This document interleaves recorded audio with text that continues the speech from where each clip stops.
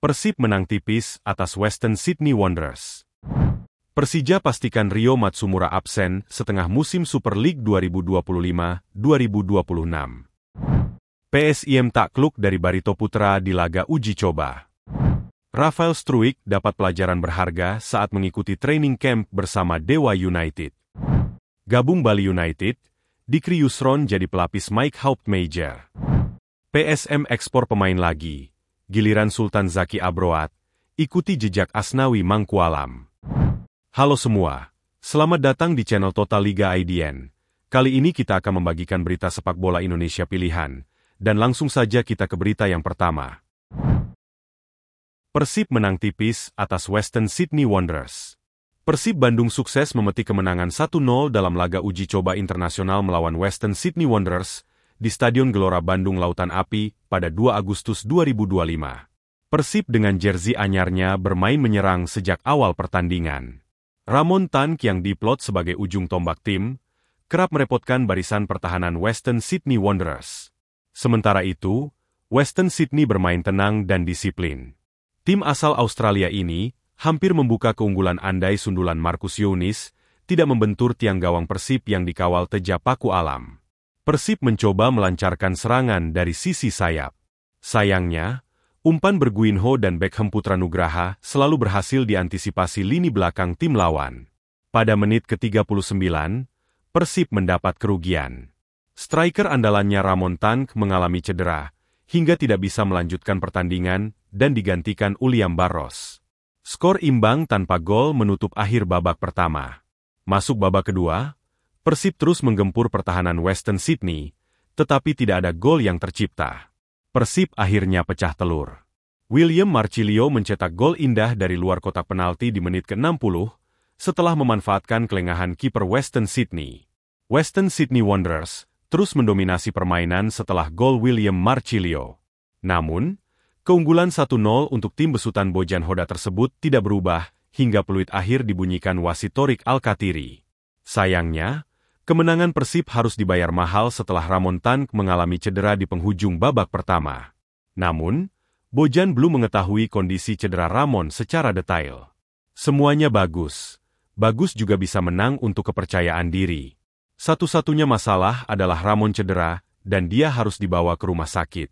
Kami belum tahu seberapa parah kondisinya, tapi saya harap itu tidak terlalu serius, katanya.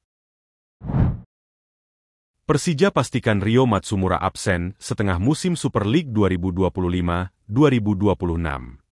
Persija Jakarta memastikan bahwa Rio Matsumura akan absen selama setengah musim Super League 2025-2026 akibat cedera hamstring yang didapatkannya dalam sesi latihan. Tim berjulukan Macan Kemayoran itu bahkan mengabarkan Rio harus naik meja operasi pada Senin 4 Agustus 2025 demi memulihkan cederanya. Rio diperkirakan bakal menjalani penyembuhan selama 4 hingga 6 bulan sebelum bisa memperkuat Persija di Super League musim ini. Rio Matsumura saat ini sedang mengalami cedera hamstring, yang terjadi karena benturan dengan pemain lain saat latihan, ujar dokter Persija dinukil dari laman klub. Karena cederanya, Rio harus menjalani operasi yang akan dilakukan pada Senin 4 Agustus 2025. Kemungkinan waktu pemulihan pasca operasi akan memakan waktu sekitar 4-6 bulan. Jelasnya, sambil menunggu operasi, Rio melakukan program prehabilitation dengan harapan dapat mempercepat waktu pemulihan pasca operasi, ucap Andeansah. Selain Rio, Persija juga terancam tanpa Gustavo dalam 2 pertandingan awal Super League kala menjamu Persita Tangerang pada 10 Agustus 2025 dan menantang Persis Solo pada 6 hari berselang. Tim medis Persija pun sedang bergerak aktif untuk memulihkan cedera Gustavo Almeida. Ditargetkan 1-2 pekan ke depan striker pemilik 18 gol di musim lalu itu sudah siap tempur bersama tim, tulis Persija. Sementara itu, Mauricio Souza selaku pelatih Persija mengatakan bahwa timnya akan kedatangan 1 pemain asing lagi yang namanya masih dirahasiakan, tetapi diduga adalah Maswell Souza. Maswell, yang bermain sebagai winger, baru berpamitan dengan klub divisi kedua Liga Brasil, Remo. Sepanjang karirnya, ia juga pernah beraksi di Serie A Negeri Samba dan Liga Swedia. Kami menunggu 1 pemain asing lagi yang akan datang ke Persija. Dalam waktu dekat akan ada pengumuman resminya, tutur Souza. PSIM takluk dari Barito Putra di laga uji coba. PSIM Yogyakarta harus mengakui keunggulan kontestan Pegadaian Championship, Barito Putra dengan skor 0-1 pada laga uji coba yang digelar di Stadion Sultan Agung pada 1 Agustus 2025. Agenda tersebut menjadi uji tanding terakhir bagi skuad berjulukan Laskar Mataram jelang mengarungi Super League 2025-2026. Pelatih PSIM, Jean-Paul Van Gastel menyebut evaluasi terus dilakukan dalam setiap partai uji coba. Arsitek asal Belanda itu mencoba beberapa pemain yang masih kurang menit bermain dalam pramusim ini. Tujuan kita bermain di laga uji coba ini adalah untuk menyamakan menit bermain. Pemain yang dirasa kurang dan kemarin-kemarin belum mendapatkan jatah bermain. Kami utamakan main hari ini, ujar Van Gastel. Soal komposisi pemain, Van Gastel menegaskan bahwa tidak ada istilah tim inti atau cadangan. Pelatih berusia 53 tahun itu memberikan kesempatan yang sama kepada setiap pemain untuk menunjukkan performa terbaik. Jadi, saya tidak akan mengatakan bahwa para pemain yang bermain dalam laga uji coba melawan Barito adalah para pemain pengganti, tegas Van Gastel. Van Gastel menyoroti aspek fisik yang menonjol dalam pertandingan versus Barito Putra. Menurutnya, sejak awal para pemain Laskar Antasari sudah bermain dengan intensitas tinggi untuk memenangkan pertandingan. Saya pikir Barito Putra lebih ingin memenangkan pertandingan daripada kami. Jadi mereka bermain sangat ngotot, kata Van Gastel. Sejauh ini, Laskar Mataram telah melakoni 6 pertandingan uji coba melawan tim Liga 1 dan Liga 2. Masing-masing kontra Persik Kediri, Madura United, Persis Solo, Bali United, dan PSIS Semarang. Ex-asisten pelatih Besiktas itu berharap Rafinha dan kawan-kawan dapat terus meningkatkan intensitas permainan dan memperbaiki penyelesaian akhir. Jadi, pada dasarnya, yang terpenting adalah mereka, para pemain, semakin bugar dan memperbaiki cara bermain. Hingga selanjutnya skema permainan makin jelas dan baik, ucap Van Gastel. Gabung Bali United, Dikri Yusron jadi pelapis Mike Hauptmeijer. Usai perkenalan skuad dan jersey pada Sabtu lalu 26 Juli 2025, Bali United akhirnya kembali mendatangkan pemain jelang Super League 2025-2026. Sosoknya adalah mantan penjaga gawang Gresik United Dikri Yusron, yang sebelumnya juga menjadi bagian dari Madura United dan Persik Kediri. Kedatangannya ke Bali United akan menjadi pelapis mantan penjaga gawang PEC Zwolle Mike Hauptmeijer. Ia juga harus bisa bersaing dengan Fitrul Dwi Rustapa yang sejak Liga 1 2024-2025 menjadi bagian dari Serdadu Tridatu. Selain itu, Dikri Yusron akan bersaing dengan penjaga gawang lokal Iwayan Artawiguna. Ada alasan di balik kedatangan Dikri Yusron ke Bali United. Ini adalah kebutuhan tim setelah berdiskusi dengan pelatih. Dikri Yusron sesuai dengan kebutuhan taktikal tim musim ini dan semoga bisa beradaptasi dengan cepat, beber CEO Bali United Yabes Tanuri. Dikri Yusron pun tak sabar untuk membela Bali United.